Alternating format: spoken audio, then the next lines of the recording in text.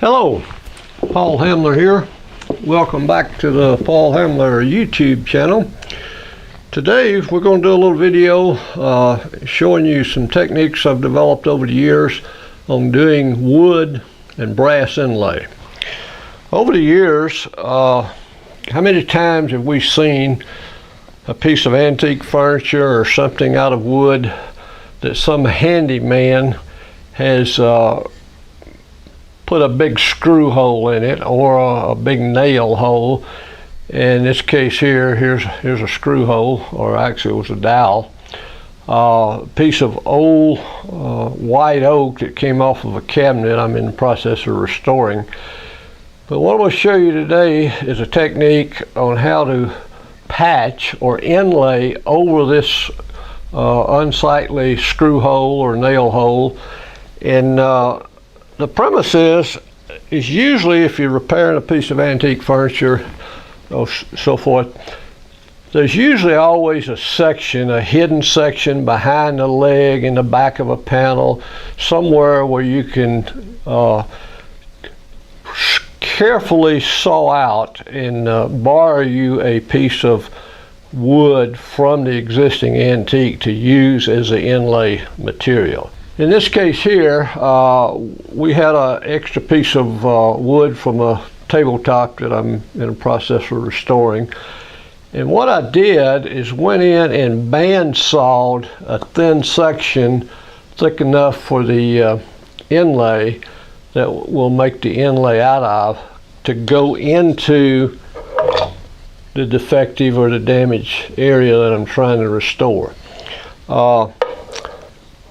The ability to use the old wood or a section of the old vintage wood is very helpful as far as matching and getting a blend. Now you can't see it in this, but we'll get a close-up of it. Here's a piece that had about a 3/8 inch hole where someone had put a big countersunk screw in it, and it's been patched in the process that we're going to describe today. Let me show you a few close-ups of that. Here's a piece we were just looking at on the right. There's an oval in the middle. If you can't see it, I guess that's what we're trying to accomplish. The piece next to it was it was just a practice inlay, and didn't pay a lot of attention to matching the grain on it, but it's fairly close.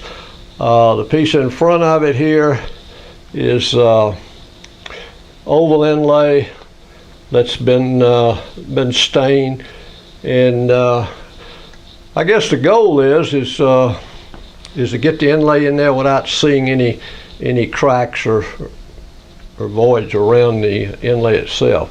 Here's a couple of pieces of brass inlay I did years ago by hand, and it turned out pretty good. The piece in the back here, the ebony and brass level, English level, all of these inserts or inlays were done CNC. The cutter had a taper on it, so when you cut out the inlay and then put it into the pocketed piece of ebony, it was like a Morse taper, so to speak. You had taper matching taper. There's another example of a CNC inlay piece that had the taper cut on it.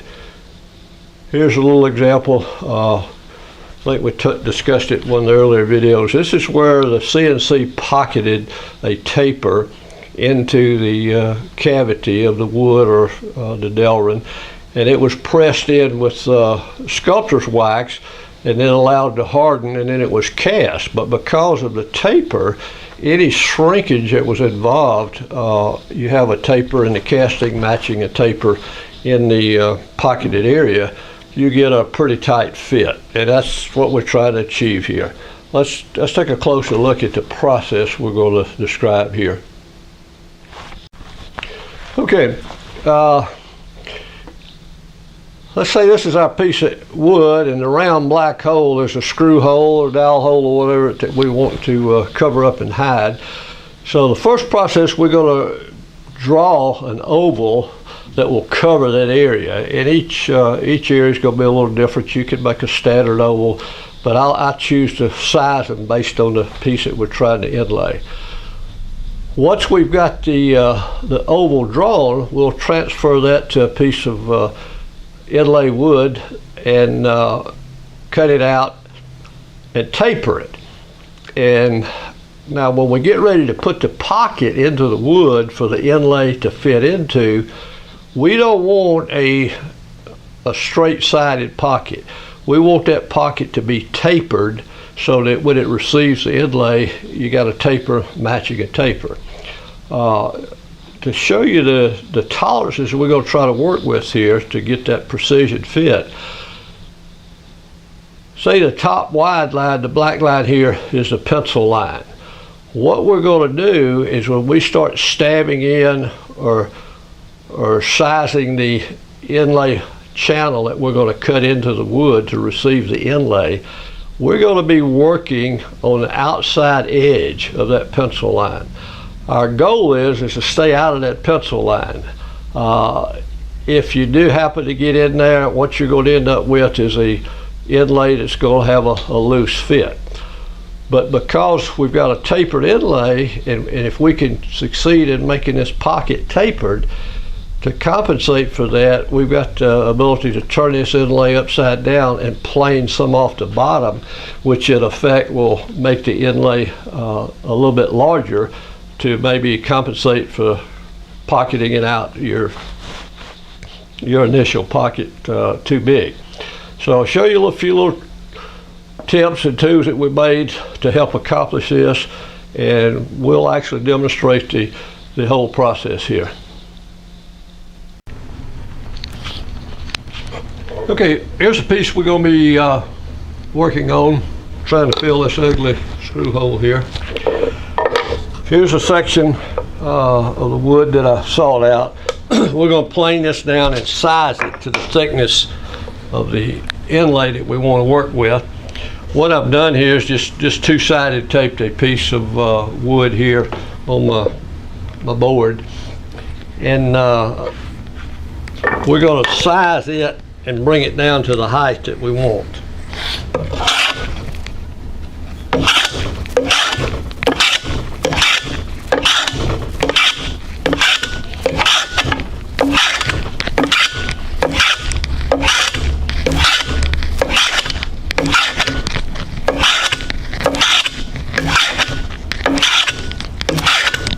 Okay, that's pretty close. And by the way, while I'm thinking about it, this scraper insert that I designed and sold years ago, the next video we're going to do a video on how this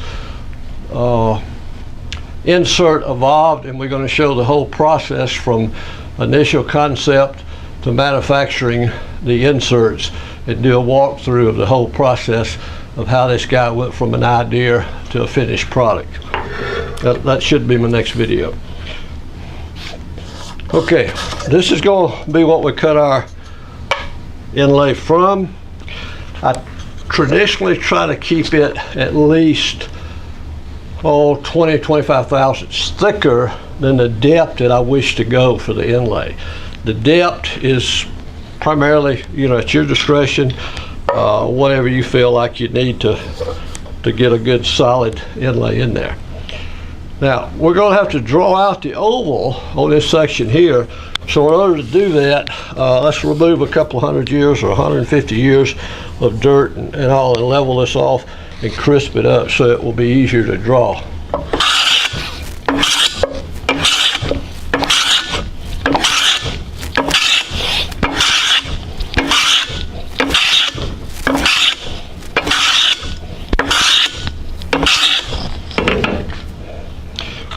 By the way, what I've tried to do in choosing this piece of wood, I've tried to find a piece with a similar dark and light grain so that when we do match it, it'll blend in a little easier.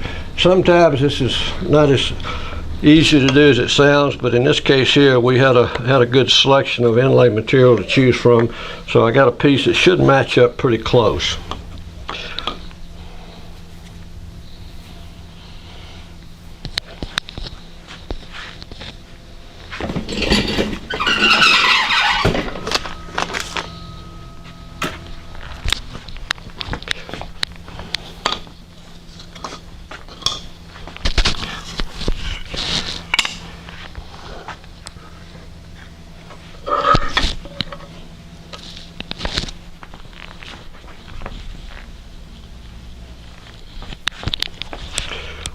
If you don't feel comfortable drawing your inlay, you've got the old proven technique of using the string and the 2 pins to draw your inlay with.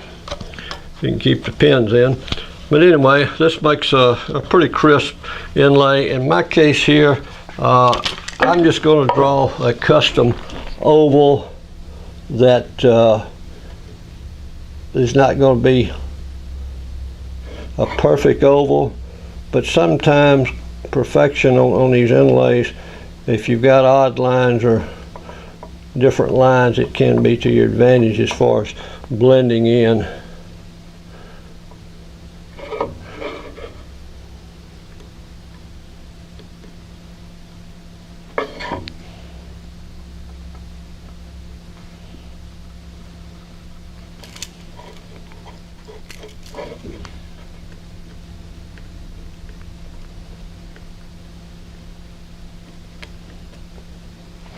Okay, what we're going to do next is take a piece of tracing paper and pick up that geometry .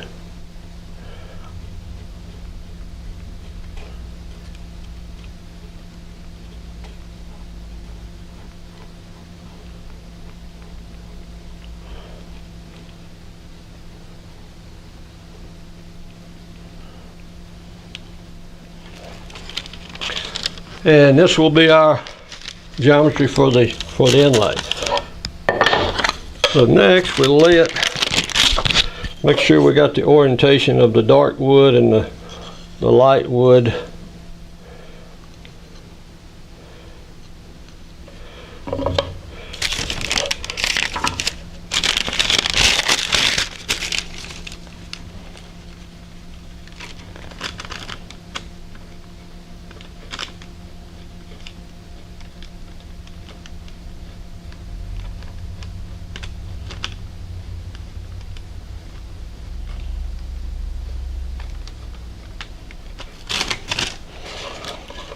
Okay, we got to transfer,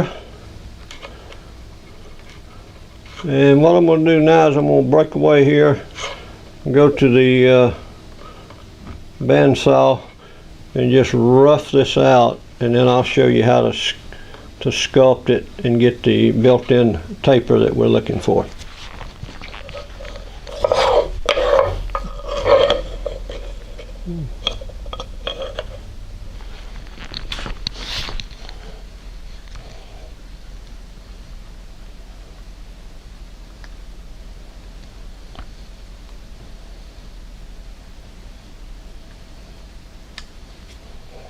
So let's go cut that oval out, be right back.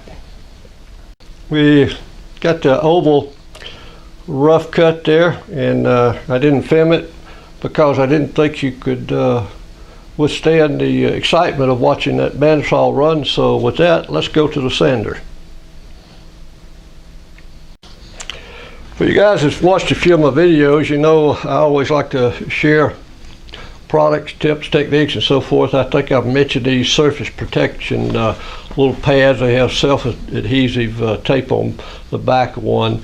For years, this little disc sander was just a booger about bouncing around. The 3 feet on it had worn out, but these little protection pads are really good for small machines like this to keep them keep a little steadier when they're sitting on the workbench.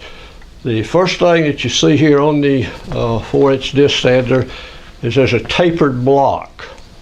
It's been 2-side taped to the table. That block has a 2-degree bevel. The high point being towards the sanding disc, it tapers down.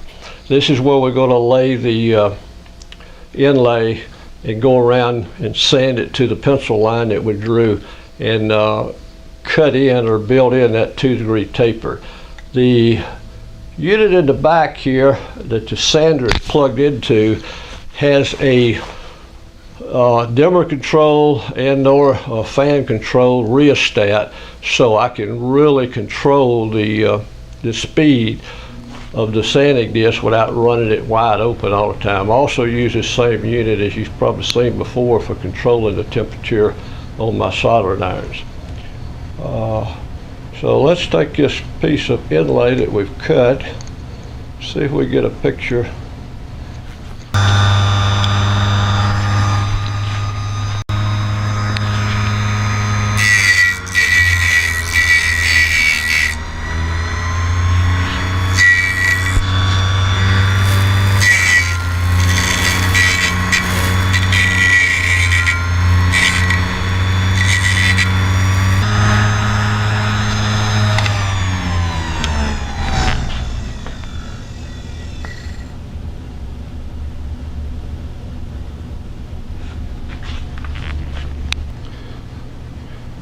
The thing you want to do at this point is just inspect the inlay, walk yourself around the perimeter of it to make sure you don't have any flats. If you want to tune it up, just hand sand it, go around and just kind of level out any flat spots. You're looking for just a nice, smooth, continuous taper on there without any flats. Just work it around. And we should be ready to try to stick this guy in the piece of wood here. Getting ready to inlet and stick it in the wood. First thing I want to do is get rid of the pencil line.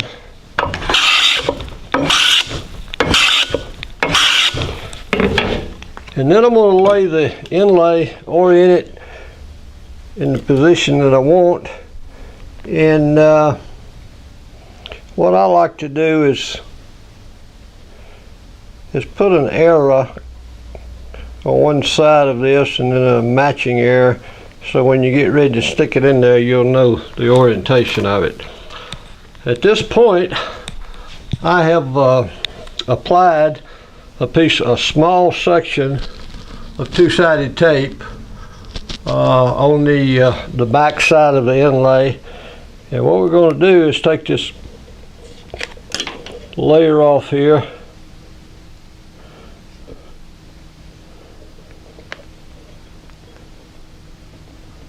press it down to set the tape, and now we're ready to draw our pencil line that we're going to use as a guide for pocketing the wood. What I like to do is get a extremely fine point on the pencil for marking this, to try to keep that line as thin as possible.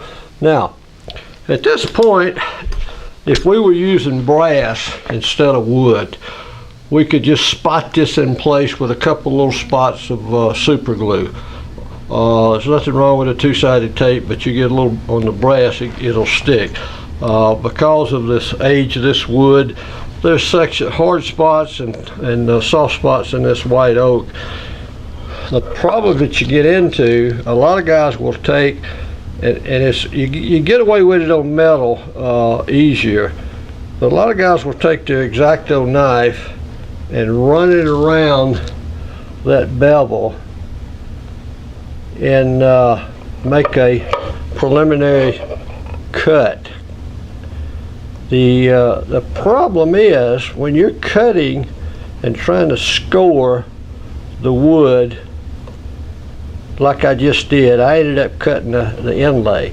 But the major problem that you get into, if you try to score this line that you're going to use to stab in, the sharp knife on the X-Acto knife sometimes will take the path of least resistance, and it will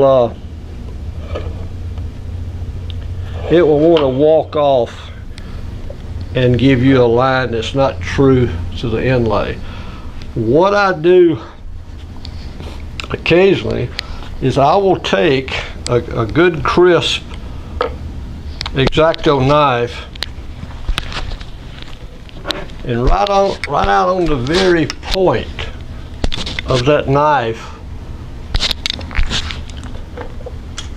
make sure I get the camera right.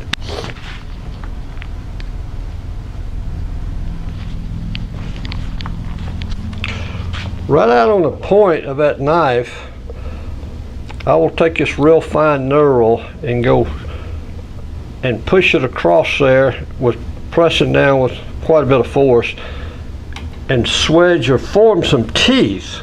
And you only need 2 or 3 on the edge of the point of an X-Acto knife. And now what you've done, you've kind of converted that file, or I'm sorry, that knife edge or that sharp point, you've converted it into a small saw. With that effect, it has 2 or 3 teeth out there on the point.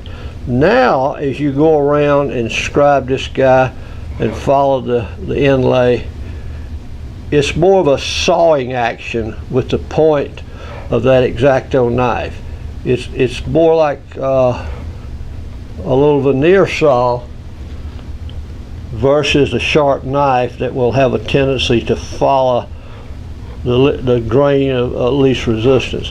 So now I'm going around here with this point that's got a few teeth been pushed into it, and I'm going around and sawing, if you will, around the edge of the inlay. And you can actually feel a difference. It's not a cutting or slicing action, and it has a tendency, because of the saw teeth in the edge of the X-Acto blade, it has a tendency to saw the wood. Now, what I'm going to do at this point, it should be sufficient. I should have it marked sufficient for what I need. However, I'm going to draw my little pencil line just as a sanity check to see what it looks like once we remove the inlay, to see how close that sawing and scribing process followed the edge of the inlay. So it's just kind of a cross check.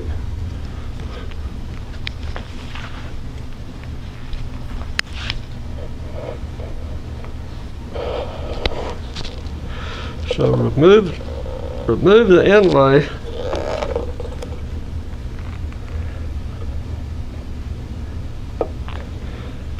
and I think I can work with that.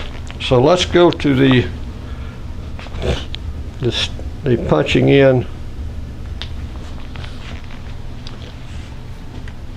Here we have a close-up of the 4 tools that I'll be using for cutting the cavity to receive the inlay.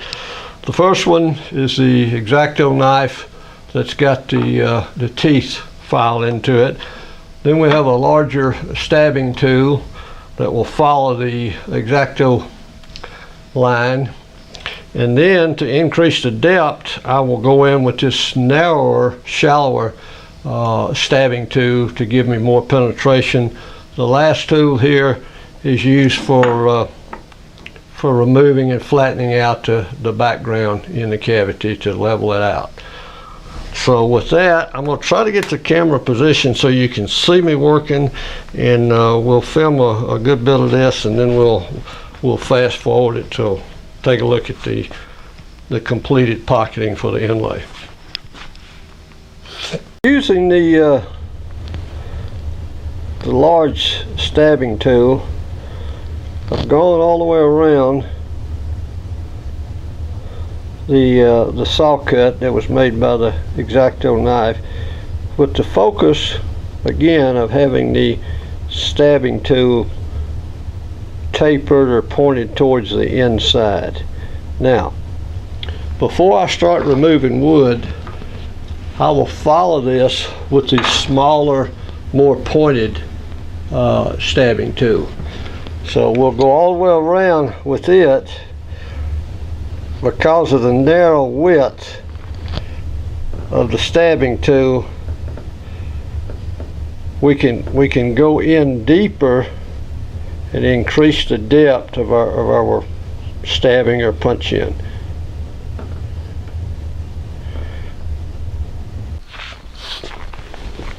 Well, we're going to use the first stabbing tool that I used, the big one, kind of as a preliminary chisel, just laying it flat and going in and cutting up to the stab mark.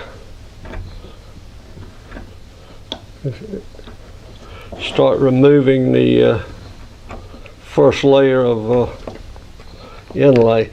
I tell you, this white oak, there are sections in here that I swear are petrified. They're just extremely hard, and although I can assure you my chisel is sharp, it's struggling to cut through because of the hardness.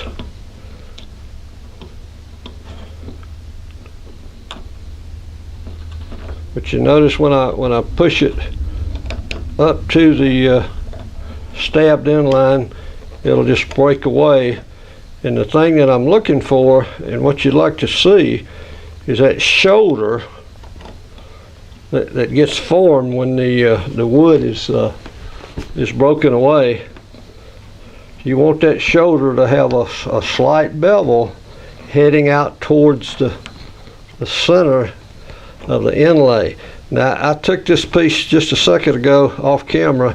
I took it over to the microscope and looked under the microscope just to verify that I had stayed straight with the preliminary sawing, if you will, using the X-Acto knife to try and maintain and stay inside of that pencil line. And for the most part, it passed muster.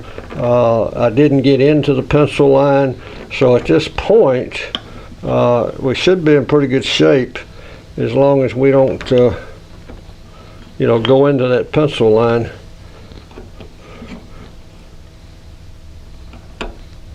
If this was a fresher piece of wood, a newer piece of wood, it would be a lot easier just to, once we had the inlay taped in place, to have gone in there with the X-Acto knife blade and just lightly scored and put just a real fine scoring mark in there for the stabbing tool to sit down into. But because of the stubbornness of this old white oak here, we pretty much had to go with the little X-Acto saw to keep that line focused on the inside of the pencil line. Okay, now we're going with this little guy here. Lay it over on the side. Boy, this is difficult to do. Stay out of the camera. I might have to clean this off camera because my hand will keep wanting to get in the way. But you could use a flat chisel for this, but I just like the curvature of that blade enables me to kind of skew into the wood, and it just seems like it gets it's a little easier to cut out and flatten out that bottom with this type of chisel.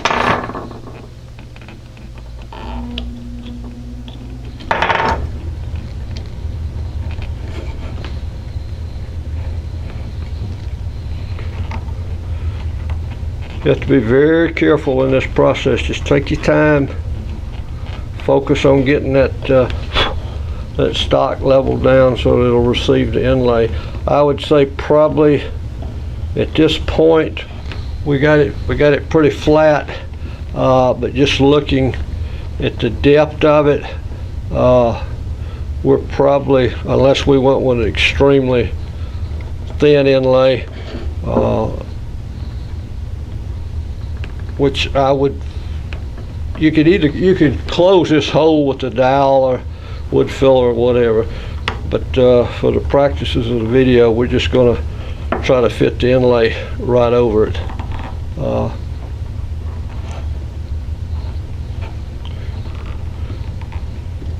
Okay, that's fairly flat. We'll just take a let's just take a peek here and see what it looks like.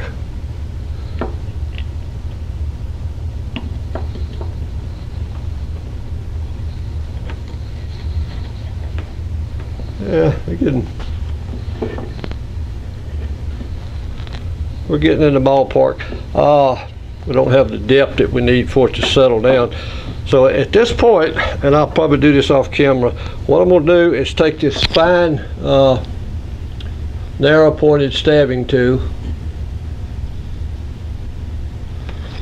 and using the shoulder that's already been formed. Again, it's a tapered shoulder. I'm not going straight down. Then back to, I'm not going straight down with a tool. I'm leaning it and tapering it into the center as I'm going around and stabbing. So at this point, what I'm going to do off camera, I'm going to go ahead and make one more stabbing operation all the way around with this narrow stabbing tool, and after I I should be able to get the depth that I'm looking for, because I've got a shoulder to rest that tool on, and just keep working my way around, increasing the depth, and then we'll go in and level that off, and we'll take a look at it when we get back. What we did is went back in with the small stabbing tool and stabbed down to get a little more depth all the way around, and then leveled it off with our little skew chisel, and it looks like we've got the depth we need for the inlay. So at this point, we'll give it a test fit, and looking around the perimeter, I don't see any obvious gaps, but then you never know until you plane it down. So at this point, what we'll do is we'll pop the inlay out and stick a little glue in there, let it dry, and then we'll plane it down to flush with the rest of the surface.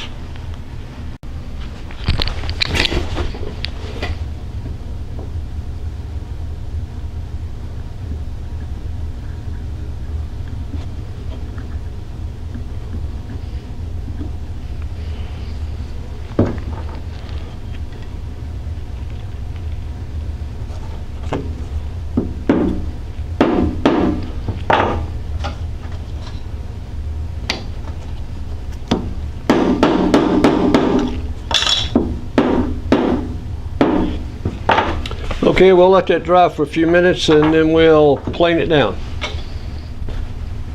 Using our trusty Stanley number 2, we're going to plane this guy down flush and then do a final scrape.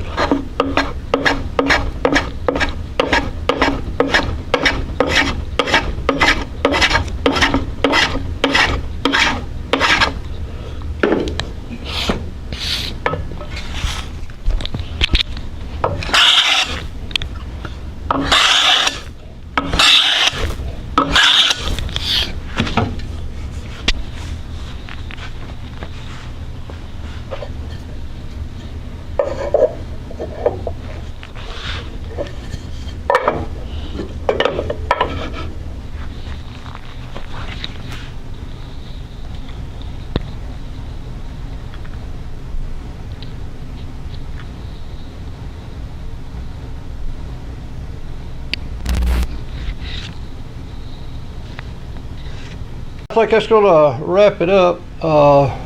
We got a pretty good fit. We got a little tear out there from the plane. I got a little too aggressive on the top left, but a little disappointed in the color of the inlay. It didn't quite match the color of the wood there, but I think once we put some dark stain on there, it'll blend in pretty good. So let's put a little stain on it and take a final shot of it.